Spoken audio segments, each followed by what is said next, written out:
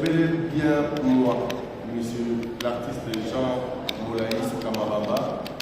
Je suis un artiste multicasquette.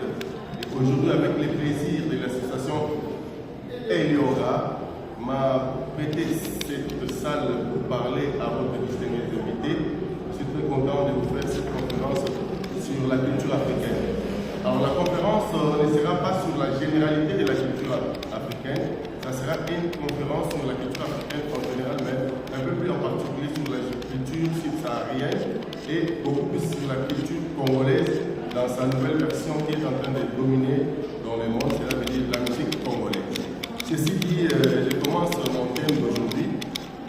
Mon thème sur la culture africaine est tellement vaste et je souhaite en parler surtout sur la partie de l'Afrique subsaharienne, plus précisément sur le Congo, comme une nation africaine dont la culture musicale est devenue un symbole de la réussite à travers sa langue, le lingala.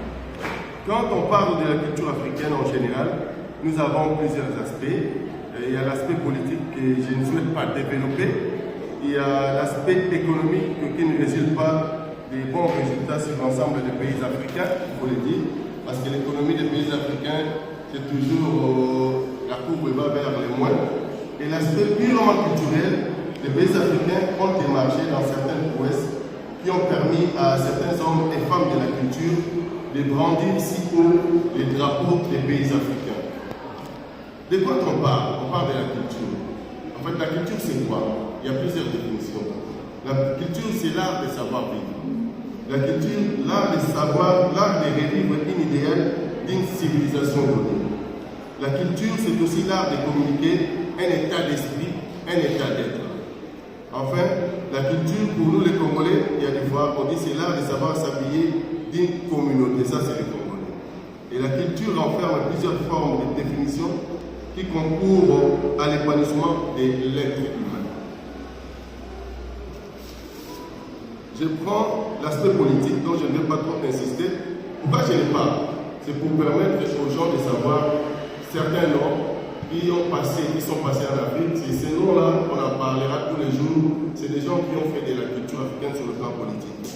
L'Afrique, qui a une superficie de 30 millions de kilomètres carrés, regorge plusieurs peuples sans aller sur la population. Tous les peuples vivent dans une complémentarité exemplaire dont les politiques orientent selon la législation de chaque État. Plusieurs hommes d'État et de la culture ont apporté leur pierre sur l'édification de cette Afrique, dont aujourd'hui nous sommes fiers d'en parler.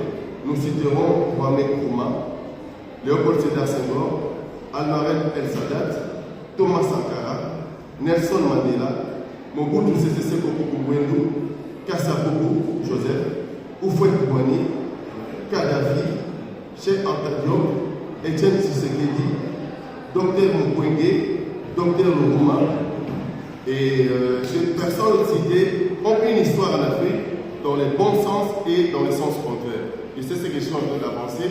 Ça fait partie de l'histoire politique de l'Afrique. Essayez de revoir tous ces noms. Et ces noms-là vous en diront quelque chose sur leur parcours en Afrique, sur le plan politique. Sur l'aspect économique, l'économie des pays africains souffre encore des gestions. Souffre encore de mes gestions.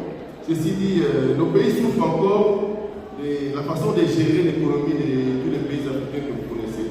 Je ne vais pas trop insister par rapport parce que je ne suis pas économiste, mais il faut le savoir que les richesses des pays africains n'en profitent pas aux peuples africains.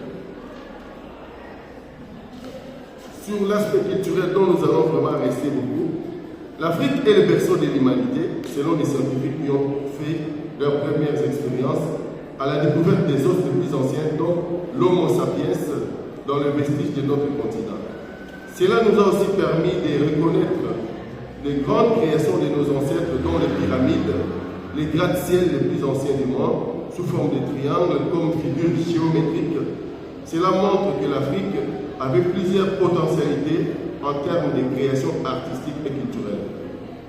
Cette intervention s'attellera sur l'expansion culturelle de l'Afrique subsaharienne, dont je suis ressortissant car beaucoup de créations dans plusieurs domaines artistiques ont permis aux Africains de se faire découvrir dans le monde entier.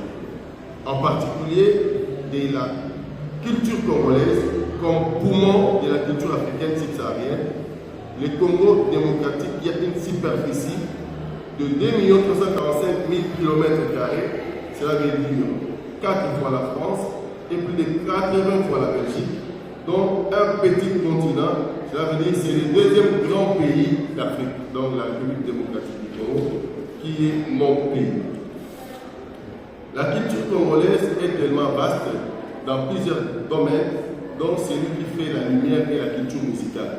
La culture musicale, théâtrale et sportive.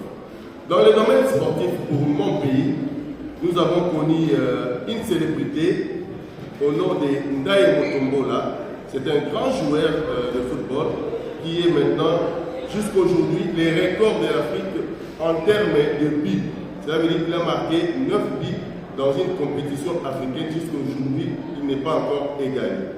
Ceci dit, pour nous, au Congo, on en parle beaucoup parce que c'est un type qui devait être grand en termes de sportifs comme le roi. Et aussi, dans les combats du siècle, au Congo, en 1974, dans mon pays, il s'est organisé un grand combat de boxe international, de boxe professionnelle, dont nous avons vu un certain Mohamed Ali, et à son âme parce qu'il n'existe plus, il est déjà parti, et George Foreman. Ce sont des combats qui ont fait de sorte que la culture congolaise soit parlée sur le niveau sportif dans le monde entier. Donc le combat du siècle a fait parler de notre pays qui à l'époque était le Zaïre, à l'époque du président Mobutu, et cela a rapporté autant de millions aux organisateurs de ces grands combats qui s'est déroulé en 1974 dans notre pays. Et évidemment, dans le domaine des boxe, les Congo regorge aussi des champions d'Afrique, entre autres Mamba Chako et puis Benchika Molochika, qui sont des boxeurs, des anciens, mais qui ne sont plus là, ils sont déjà partis. Alors, nous avons aussi le théâtre qui a vu le jour avec Mongi Talikeke.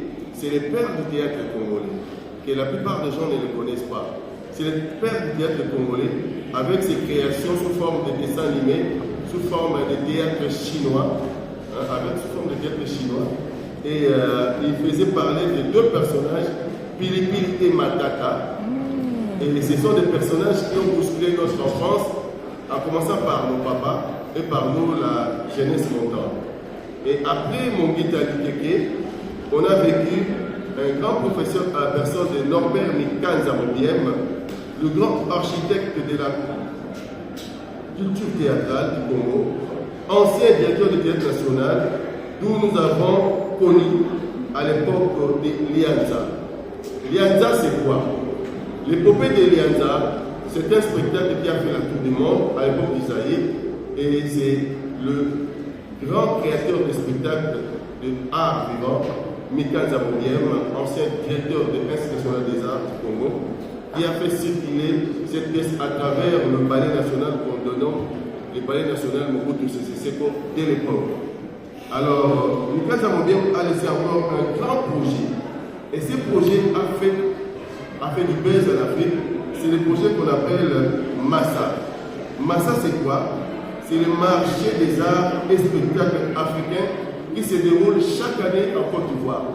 C'était un projet congolais qui devait se faire au Congo, mais comme l'Afrique entière, tout le monde voulait voir ce que les Congolais présentaient. Et le projet du professeur Mikanza Mobiem a été retenu pour essayer de parler sur le spectacle africain. Et nous sommes très contents en Afrique que chaque année, en Côte d'Ivoire, ils gèrent un projet congolais qui n'est pas un projet ivoirien, mais un projet africain. Et ces projets-là ramènent tous les spécialistes des spectacles. Ils ramènent tous les tourneurs de spectacles africains. Ils viennent voir comment se déroule et comment récupérer des spectacles de théâtre, des spectacles de musique, des spectacles de cinéma. Et c'est ce qui nous fait le plaisir qu'un de nos anciens qui a fait ces projets, et les projets qui devaient être réalisés au Congo maintenant, c'est devenu le projet de l'Afrique entière. Il n'y a pas que les théâtres qui existent dans mon pays, le Congo. Et le dernier point, c'est la musique congolaise. La musique congolaise est tellement vaste. Et c'est une musique qui a un caractère incommensurable partant de père, donc le père de la musique congolaise, qui s'appelle Wendo Colossol. Si chez nous, tu pars, tu écoutes de la musique ancienne, tous les anciens disent que tu écoutes Tango Yabawendo dans ma langue, cela veut dire le temps de Monsieur Wendo. C'est lui le père de notre musique que vous connaissez, que tout le monde est en train de récupérer à sa façon pour le dire, musique de rumba urbaine, rumba classique, rumba intel. Et sa musique a percé toute l'Afrique centrale à l'époque. Après le vieux Wendo Kolosoi, nous avons vu un certain Khaled Kabassi. Khaled, c'est un nom qui est maintenant dans les annales de l'histoire de la musique cubaine, que peut-être vous ne le connaissez pas. Il est le père de la rumba moderne. Aujourd'hui, la rumba, qui est devenue un patrimoine immatériel de l'UNESCO, et le monsieur que je cite, c'est parmi les précurseurs de la rumba au niveau international. La rumba, c'est quoi? La rumba, c'est cette danse, et c'est cette musique qui se danse actuellement dans les pays africains, dans la plupart des pays africains. Et ça permet aux gens du monde entier d'essayer d'approcher le pas qui sont exhibés par nos frères subsahariens. Et ce n'est pas limité par l'RDC, ce n'est pas être exporté plus loin de l'Afrique, au Mexique, en Amérique, aux États-Unis. Vous le verrez peut-être que vous avez vu, peut-être que vous ne le savez pas. Vous l'avez vu par exemple dans certains pas de Michael Jackson, lorsqu'il était en train de se déhancher, lorsque James Brown, qui a fait sa visite dans notre pays, il a appris certains pas et ils les ont amenés aux États-Unis pour essayer de le mettre dans leur pas. Et souvent, si vous voyez Michael Jackson est en train de danser, les gens pensent que c'est du funk ou c'est du rock, mais c'est vraiment de la rumba authentique, car c'est une danse qui est utilisée beaucoup plus pour la valeur de la hanche.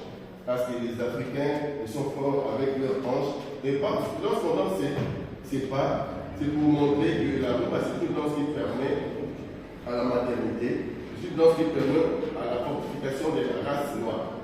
Parce que lorsqu'on les danse, ça nous fait passer beaucoup de choses. Ça nous fait penser plusieurs événements en utilisant la hanche, parce que la hanche, c'est là où provient de la procréation. Après le Khaled, nous avons vu Franco de Miamore, Luambo Makiadi, qui est un précurseur de la rumba Odimba.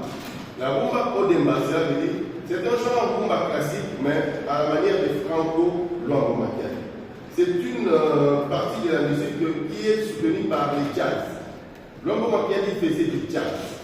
Et le jazz qui est importé des États-Unis, des Afro-Américains, qui ont importé de la musique africaine, sous le nom que c'est du jazz. Et Luambo Makiadi a voulu utiliser la rumba Odimba en utilisant les sons de jazz pour essayer de montrer la puissance de la rumba et la puissance de ses pas sur la rumba. Et après Franco Luambo Makiadi, on a vu Taboulé Rochero, qui est une émanation de l'Afrique en jazz. L'Afrique en jazz, c'est l'orchestre de Khaled, dont j'ai cité en premier, le père de la rumba moderne. Et Taboulé, c'est l'artiste et musicien congolais qui a composé des milliers de chansons. Et Taboulé Rochero est dansé dans le monde entier. Il a fait l'Olympia ici à Paris. Il a fait des grandes salles de la France. Et ceci nous dit, c'est ce qui nous pousse à tout moment lorsqu'on parle de la culture congolaise. Ce sont ces gens-là qui ont boosté la culture congolaise. Et la culture congolaise a influencé la culture africaine. Et j'en cite. Il y a un phénomène qui s'est déroulé dans mon pays qu'on appelle les phénomènes Trio Majesty. 3 pays qui veulent chanter pour donner la gloire de la musique. Et ça s'est passé en RDC. Le Trio Majesty dont nous venons de perdre un des ténors de ces groupes au nom de Saxapoul, qui est un ancien, c'est le Trio Majesty qui a boosté la musique jeune. À partir des jerks de James Brown, parce que le style de danse que James Brown dansait, c'est du jerk. Et à partir des jerks, le Trio Majesty se sont inspirés et se sont accaparés des spectacles que James Brown faisait, l'américain, nord-américain. Et ce qui a poussé le Trio Majesty avec leur façon de danser, de chanter, l'accoutrement, c'était vraiment afro-américain. Et il s'est coiffé en wife, un peu de cheveux lancés en avant comme James Brown. Et la musique jeune est venue récupérer la sauce après le Trio Majesty, qui était composé de 3 pays. Jeskin, qui était de Congo-Brazzaville, Saxapo, qui était de Congo-Kinshasa, et puis Mario Matatoudi, qui était de l'Angola. Et lorsqu'ils jouaient, ça faisait du succès de ces trois pays. C'est pour cela qu'on dit que la musique congolaise, la culture congolaise influence beaucoup de pays tout autour de nous. Parce que le Congo regroupe 9 frontières. Qui dit 9 frontières, on a 9 voisins. À tout moment, on partage la même culture. Ce qui se passe au centre du Congo est propulsé dans tous ces pays qui se trouvent tout autour de nous. Donc le Congo gère le patrimoine culturel de 9 pays voisins.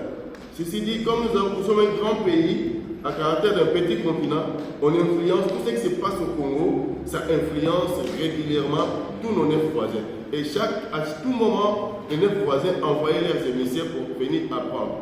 À l'époque des années 60, notre capitale, ça s'appelait Kinshasa la Belle. J'ai dit bien Kinshasa la Belle.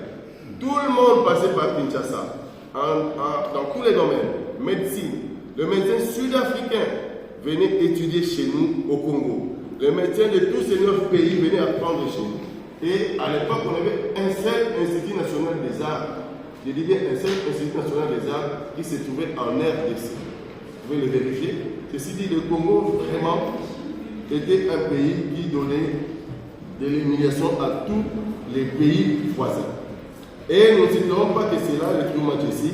Et il y a eu maintenant la jeune musique, dont on appelle les Aïko Langa Langa. Les Aïko Langa Langa viendra couronner la jeunesse des années-lumière du Congo, dont l'arrivée d'un certain Papa Wemba, d'un certain Evoloko Laïlaï, d'un certain Jossar Nyokalongo. Cette musique a créé de la gaieté à la jeunesse congolaise, dont le monde deviendra porteur de la culture congolaise à travers sa musique, dont les thèmes étaient beaucoup sur l'éducation de la vie, les modes de la vie congolaise, la santé, l'amour, la mort, ainsi de suite. Après les Aïko Langa qui fut une musique gêne, nous avons eu un nouveau vent qu'on appelle les phénomènes Wenge. Les phénomènes Wenge, c'est la musique gêne. C'est la musique gêne qui a boosté tous les enfants dès chez eux. Ils commencent à se dire, demain moi je serai musicien. Et c'est le phénomène Wenge. C'était dit à quoi? La réussite de ces jeunes du Wenge, c'est le genre de Beatles, si on peut citer, donner des exemples. Ce genre de Beatles, donc de Bon Chic, Bon Jar. La musique de Wenge qui a boosté toute la jeunesse de partout du Congo. Les jeunes se disent que la musique c'est une profession. Parce que ces jeunes ont fait la musique, ils se disent, ils sont devenus des patrons. À partir des bas âges, ils deviennent à toucher des montants énormes de l'argent qui provient de la musique. Et ils ont changé de mode de vie. Ils vivent dans l'opulence. Ils commencent à montrer aux parents, aux aînés, que la musique à l'époque chez nous, c'était un domaine où aucun parent ne pouvait accepter de donner sa fille à un musicien. Alors, à partir de la musique jeune des Wenge, qui ont montré à la face du monde, ce sont des enfants qui ont étudié et ils ont fait de la musique. Ils ont donné une autre image de la musique congolaise. Ils ont réussi à travers la musique. Donc la plupart, ce sont des patrons.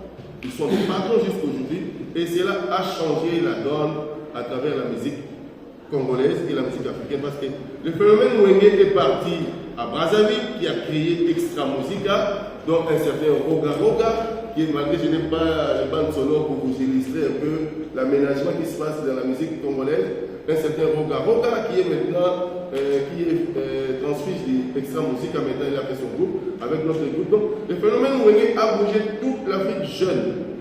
Et le phénomène Wenge est parti plus loin pour faire sortir, ses descendants ont fait sortir un certain Arafat, qui est déjà parti de la Côte d'Ivoire. Ça veut dire que la musique congolaise a un mandat de couronner les arts africains, les arts du spectacle. Et c'est un éloge pour nous. Nous sommes très fiers d'en parler car les musiciens congolais ont fait un grand travail.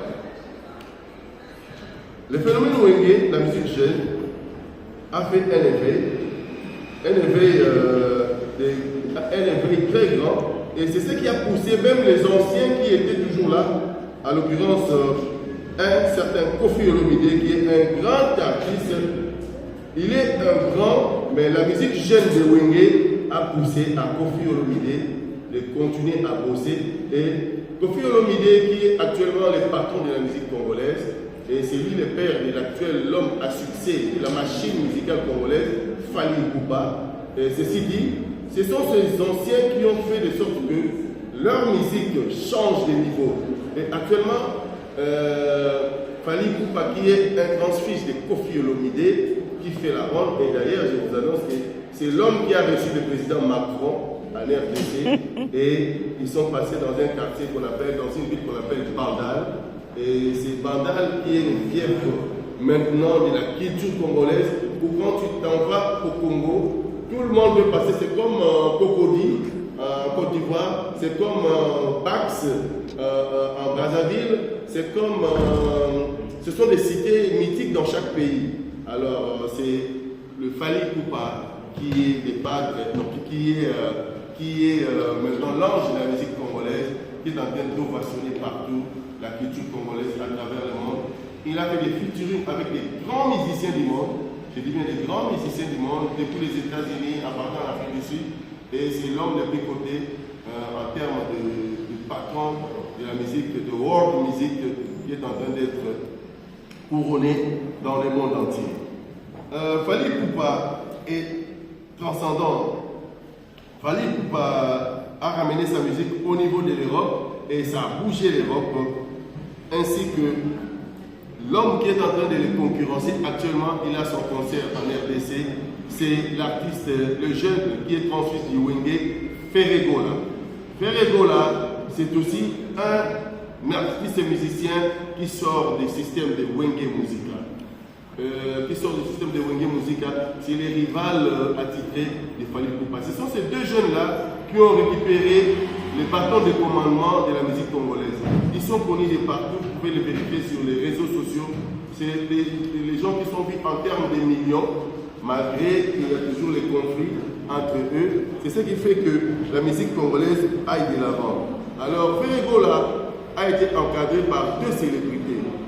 C'est des célébrités, si je parle du phénomène Wenge, le phénomène Wenge, cette musique jeune-là, qui a donné de l'humiliation à toute la jeunesse congolaise pour pousser aux jeunes de devenir musiciens. Alors, parmi leurs leaders, il y a un certain J.B. Mpiana, Monkolo, il y a Werason. Werason, ce sont des artistes dont l'Afrique n'en cesse de parler. Ces artistes-là ont permis que la culture congolaise, la culture africaine, ils ont fait les Kora. Kora, c'est un festival qui se passe, à l'époque ça se passait, je pense, chaque année en Afrique du Sud. Et ils ont gagné les grands prix de ces festivals, c'est la musique congolaise. Ils ont fait toutes les salles de la Côte d'Ivoire. Parce qu'aujourd'hui, je vous le dis sincèrement, c'est la Côte d'Ivoire qui est devenue le patron de la gestion des affaires musicales ou culturelles de l'Afrique subsaharienne.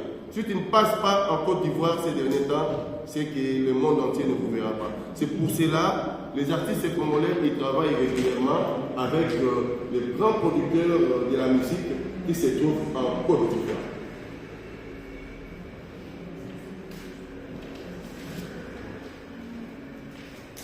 Bien, pour aller à la finalité de mon exposé, la culture congolaise a fait un grand travail.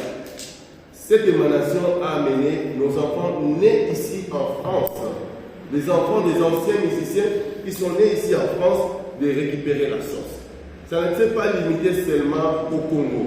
C'est pour cela que vous verrez parmi ces célébrités qui sont dans la France, entre autres, nous avons la génération Gims.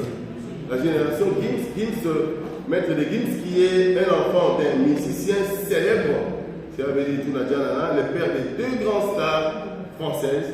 Ce sont des gens qui ont fait la musique, inspirés de leurs parents, et vous le verrez très bien avec tout ce qu'ils font. Donc, Gims et Dajou sont les enfants d'une célébrité congolaise, Tounadjanana. Le Congo continue à gagner avec sa culture et c'est devenu une carte postale et une carte de visite aux personnes désireuses de visiter le Congo. À travers notre musique, ce n'est pas seulement de visiter le Congo. À travers notre musique, à travers l'art africain, tout le monde commence à changer de destination. On commence à voir les gens intéressés pour aller visiter aussi l'Afrique. Et je l'ai vu tout à l'heure, quand on fait la musique de Koffi, on sent que tout le monde reconnaît quelque part, quelques sons qui le permettent à bouger un peu sa tête. Donc ceci dit, la musique africaine et la musique congolaise sont en train de permettre à la culture africaine d'avoir une place dans les méandres du monde. Cela veut dire que nous sommes très fiers d'en parler, nous sommes très fiers de vulgariser notre culture africaine et surtout à travers la culture congolaise dont je maîtrise trop bien. Et je pense que ceci nous permet à parler sérieusement. Qu'est-ce que ce jeune-là ou ces vents-là de la musique africaine est en train d'influencer le monde? Cela veut dire que maintenant, comme nous avons un réseau de tourisme en Afrique, et dans ces réseaux-là, les gens qui veulent venir en Afrique, dans la plupart du temps, si le soir ils veulent aller dans des bars, dans des discos, ils se retrouvent face à la musique. Après leur visite des musées, après leur visite de bars, après leur visite des espaces où ils peuvent visiter, mais les soirs, ils sont dans des boîtes de nuit et ils consomment de la musique. C'est ce qui nous a vraiment intéressé d'insister sur le plan musical. Ceci dit, pour conclure, la culture africaine est vaste et nous avons seulement approfondi celle du Congo dont nous maîtrisons actuellement. Et cette musique congolaise influence le monde avec sa langue, le lingala. Qu'est-ce qui pousse aux Africains de suivre notre musique? Évidemment, les Congolais aussi suivent la musique de tout le monde. Mais nous avons une langue qui est une langue un peu méticuleuse parce que c'est une langue qui est facile à parler. Le lingala, cette langue permet à tout le monde qui écoute les mélodies des artistes et les pousse à vouloir pourquoi vous chantez comme ça. Apparemment, le lingala se donne très bien en air douce lorsqu'on l'écoute. Et c'est ce qui fait que, en chantant le lingala, notre langue, nous en avons 4. Nous avons le lingala, les langues officielles. Nous avons 4 langues officielles, le lingala, le chiluba, le swahili et le kikongo. Mais le lingala a percé. Le lingala a percé et le lingala se chante partout en Afrique maintenant. Si vous allez chez nos amis qui font des coupés décalés, vous verrez certains mots de chez nous. Si vous allez chez les Ivoiriens ou à l'Afrique de l'Est ou de l'Ouest, si vous allez à l'Afrique de l'Est, vous verrez que tous les musiciens, on a vu des Ougandais, des Tanzaniens qui veulent chanter avec les artistes congolais. Donc c'est vraiment une prédominance. C'est cette langue-là qui est facile à écouter, facile à entendre et facile à aimer aussi. Et ça permet que la musique congolaise booste l'Afrique sur le plan musical. Et pour terminer, nous ne pouvons que dire que le monde entier a besoin de cette culture africaine. Car les Africains sont des peuples très doux, ils sont vraiment très joviaux, ils permettent que tout le monde de part, à partir de l'Afrique du Nord et de l'Afrique du Sud, il y a une convivialité à travers notre culture. À travers la culture, c'est ce qui nous permet de nous voir. À travers la culture, c'est ce qui nous permet d'approcher l'autre. Ceci dit, toute l'Afrique de l'Est à l'Ouest, vous le remarquerez par quelque chose. Si vous allez en Afrique, ce qui va vous attirer, à part l'art, c'est beaucoup plus notre façon de nous habiller. J'espère que si vous allez dans la salle d'exposition, ce qui va attirer votre œil, c'est beaucoup plus les tenues et les pailles que nos mamans ou les exposants ont mis sur leur table. En premier lieu, ce sont des pailles à des motifs africains. Donc, il n'y a pas que aussi la musique, il y a aussi la façon, le vestimentaire, et c'est ces vestimentaires qui ont fait que l'image de l'Afrique soit un peu honorée à travers notre façon de nous habiller. Et il y a un monsieur dont on ne peut pas s'en passer, et l'homme qui a inspiré Dadju et Maître Leguim, c'est Papa Wemba. Papa Wemba, c'est le phénomène de la sape. Papa Wemba, c'est le jeune qui a commencé la musique chez Zaïko Langalanga et il a fait vivre la musique. Et en faisant vivre la musique, Papa Wemba a compris qu'on ne peut pas laisser sa musique comme ça nue, sans costume de spectacle. Alors Papa Wemba a préféré mettre la sape comme moyen de vulgariser sa bonne musique. Et avec la sape, cela veut dire sa façon de s'habiller, sa façon de se prester sur scène, il doit être chic. Et il doit se présenter avec des habits de valeur. Alors c'est ce qui a poussé actuellement à d'autres pays, à d'autres musiciens. Nous avons connu des Fela Kuti au Nigeria et il s'habillait sur scène, il est peut-être en maillot de corps, en petite tenue, mais chez nous ça ne se passe pas comme ça. Papa Wemba, il préférait couper son doigt des pieds pour avoir un Weston dans ses pieds, des chaussures qui coûtent trop cher et ça bougeait sur la tête de la jeunesse. Les Congolais ils préfèrent ne pas manger, mais ils préfèrent avoir des habits propres. Ils préfèrent dormir dehors, il n'a pas de maison, mais lui il est bien habillé. Ça c'est les Congolais. Et dans tout ce qui s'habille, il faudrait qu'il y ait quelque chose de valeur sur son corps. Il disait que ces habits-là pouvaient acheter des villas. Et évidemment, il s'habillait en luxe. Ça, c'est Papa Wemba. Et nous sommes très fiers de lui. Et c'est ce qui a poussé à Maître Gims de chanter « Ça paie comme jamais, ça paie comme jamais ». Ça, il s'est inspiré du patron de son père, Juna Janana. C'est Papa Wemba qui est le patron du papa de Maître Gims. Et lorsque tu chantes chez Papa Wemba, il ne faut pas venir avec des habits du village, hein, sinon on te chasse à la porte. Alors il faut vraiment s'habiller, tirer à 4 épingles, et quand tu montes sur scène, tu présentes des griffes. Donc tu présentes les labels, des habits. Et ça a boosté la tête des Congolais. Et ça n'était pas fini seulement chez les Congolais, et c'est parti jusqu'au Congo voisin. Et évidemment, là-bas, ils disent que c'est eux la source de la sape. Ça, c'est un conflit des sapeurs. Et c'est pour cela que vous verrez régulièrement les jeunes Africains ou Congolais à Château-Rouge, Paris 18e, à Saint-Denis ou à Vitry-sur-Seine. Ils circulent toujours avec des extravagances dont vous ne pouvez pas imaginer, comme par exemple Yvan qui est bien habillé à côté de moi. Je pense qu'il doit être un Congolais. Pendant qu'il fait très beau, il est très bien habillé, chiquement habillé. Donc c'est pour dire que les Congolais, vous les remarquerez même si vous allez. Donc c'est ça la culture. Je vous ai parlé de l'aspect vestimentaire. Vous verrez toujours pour dire que ça c'est la culture congolaise. Ils aiment s'habiller, ils aiment bien se coiffer, bien raser. Ils aiment ce genre de choses-là. Donc c'est toute fierté aussi. Donc on a apporté dans l'Afrique entière et dans le monde, ça commence à percer et ça commence à pénétrer. La plupart des gens qui suivent notre culture ne nous laissent plus. Parce que maintenant on a vu même des Villiers, un artiste français, qui a fait de la musique avec Papa Wemba. Il s'est inspiré aussi de la façon de s'habiller avec Papa Wemba. Et il y a le musicien français qui s'habille très bien aussi. Il a cité parmi ses idoles Papa Wemba. Malheureusement, Papa Wemba n'est plus là. Il nous a quittés à partir de Côte d'Ivoire en plein spectacle. Et ça nous a marqué de perdre un grand leader, un grand nom de la culture congolaise. Et malgré lui, il est parti. Il y a son groupe qui existe, dont ces musiciens sont entre autres Juna Janana, Gloria, Lidjo Kwempa. Ils sont toujours ici en France, Redi Amissi. Ce sont des jeunes qui ne veulent pas lâcher l'affaire, car la SAP doit exister. La SAP, c'est la culture. La façon de s'habiller, ça nous permet d'être propre et élégant, et devant les gens, tu seras applaudi.